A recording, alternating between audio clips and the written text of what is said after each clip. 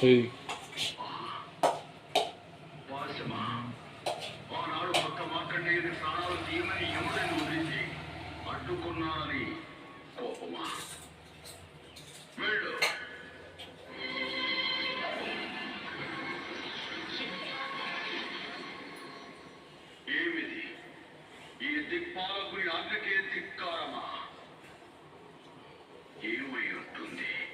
నువ్వేది పెట్టేది నా ఊపిరినంత వరకు నీ కడుపులో కాలు పెట్టలేవు.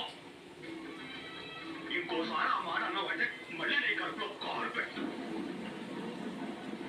అదా సంగతి. భక్తిపాసాన్ని కాదని నేనే లోపలికి వెళ్ళలేదు. ఇక ఈ యమపాసం ఎలా వెళ్ళగలుగుతుంది?